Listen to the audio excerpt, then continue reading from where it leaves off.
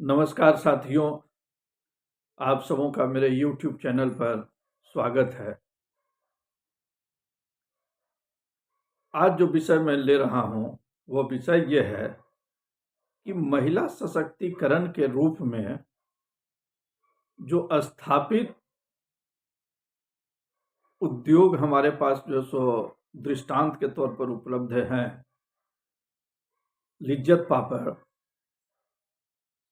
उस तरीके की कंपनी फिर से और दूसरी क्यों नहीं स्थापित हो पा रही है। लिज्जत पापड़ तो एक ब्रांड है।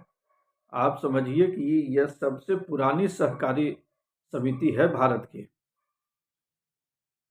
62 वर्ष पुरानी कंपनी है और आज तक जो है उस मशीन का उपयोग पापड़ बनाने में नहीं किया जाता है।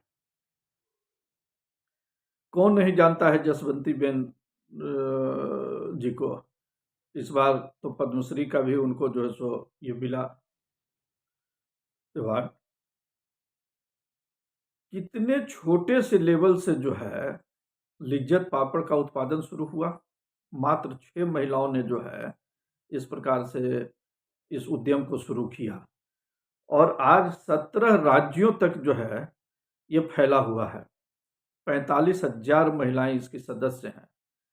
कोई ट्रेनिंग की जरूरत नहीं है। महिलाएं इससे जुड़ती हैं, वहीं प्रशिक्षण पाती हैं, वहीं पापड़ बनाने का काम करती हैं और आपको जानकर आश्चर्य होगा कि आज लिज्जत पापड़ का जो ये है कंपनी है जो लिज्जत पापड़ बनाती है, वो 1600 करोड़ की कंपनी है। 45,000 महिलाएं इसके साथ जुड़ी हुई है। आप कल्पना कीजिए कि सहकारिता के माध्यम से कितना बड़ा काम जो है सो महिला सशक्तिकरण के रूप में किया गया। हर बार उद्योग स्थापित करने के लिए बहुत बड़े बड़े मशीनों का, बहुत बड़े बड़े प्रोजेक्ट की जरूरत नहीं होती है। अगर आप महिलाओं का सशक्तिकरण करना चाहते हैं, अगर आप महिलाओं को लाभ देना चाहते हैं, अगर आप महिलाओं को रोजगार देना चाहते हैं, वो आधी आबादी है। आधी आबादी है। पुरुष वर्ग तो अपना जो काम कर रहा है सो कर ही रहा है। अगर महिलाएं भी जो है सो ऐसी मौक़ों को पा लें, ऐसा मौका उन्हें मिल जाए जिससे कि उनकी आमदनी का एक जरिया हो जाए और उनकी आर्थिक स्थिति मजबूत हो जाए, तो आखिर ये किसको प्रभावित करेगा? ये उनके परिवार के ही तो आर्थिक आधार को मजबूत करेगा और जब आर्थिक आधार उनका मजबूत होगा तो आखिर ये सकल घरेलू उत्पादन में भी तो जो है सो सहयोग करेगा। देश का जो जीडीपी है उसको भी तो बढ़ाने में इसका योगदान रहेगा ना।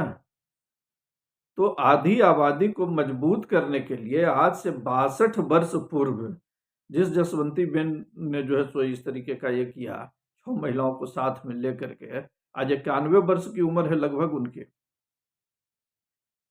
कोई विशेष तौर पर उनको जानता है, मैंने इस विषय पर कभी परिचर्चा भी नहीं की गई है, लेकिन उस जमाने 62 साल पहले किस दृष्टिकोण को अपना करके के उन्होंने इस तरीके का काम शुरू किया होगा और सफलता पूर्वक आज उनकी लड़की जो है वो भी इस चीज को जो सो संभाल रही हैं उनके जगह पर। तो आप कल्पना कीजिए, कोई जरूरी नहीं है कि जो है सो माने बहुत पढ़ी लिखी महिलाओं की ही जो है सो की जरूरत होती है। केवल महिलाओं की सक्रियता, उचित दिशा दर्शन अगर मिल जाए, अगर एक प्लेटफॉर्म उपलब्ध हो, अगर एक मौका उन्हें दिया जाए, तो गजब का परिवर्तन वो ला सकती हैं। गजब का परिवर्तन वो ला सकती हैं।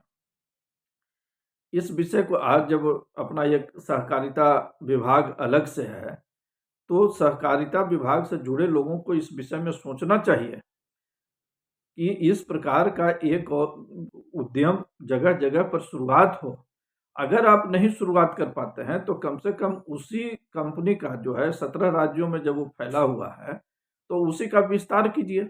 उसी का विस्तार जिला लेवल पर हो, उसी का विस्तार जो है सो प्रखंड लेवल पर हो और फिर उसी के तहत आप चलिए। ये कनेक्शन जोड़ना जो है ये बहुत आवश्यक है। आप सोचिए कि जिस समय 2 ट्रिलियन डॉलर इकोनॉमी थी भारत की, और हमारे प्रधानमंत्री जी ने कहा कि हमको 5 ट्रिलियन डॉलर जो है सो 5 ट्रिलियन डॉलर का जो है सो इकोनॉमी बनाना है, तो लोग हंसता था कि अभी 2 ट्रिलियन डॉलर है और आप चले हैं 5 ट्रिलियन डॉलर बनाने, ऐसे क्या आप काम कर लीजिएगा। लोगों ने देखा ना, 2023 में जो है 4 ट्रिलियन डॉलर क्रॉस कर गया। अरे भैया, भारत सक्षम है। भारत के पास इस तरीके की उत्पादकता है। भारत के पास की जो आबादी है, उसका अगर सही में अगर हम लोग उपयोग कर लें, भारत में फिर से मैं कह रहा हूँ, किसी विदेशी उद्योग की जरूरत नहीं है भारत को ग्रोथ दिलाने के लिए। ठीक है, वो आधुनिकता के आधार पर उनका आना जो है सो सही होता है, लेकिन हमारे आर्थिक आधार को मजबूत करने के लिए हमारे पास ही सशक्त जो है सो ये है, वातावरण उपलब्ध है।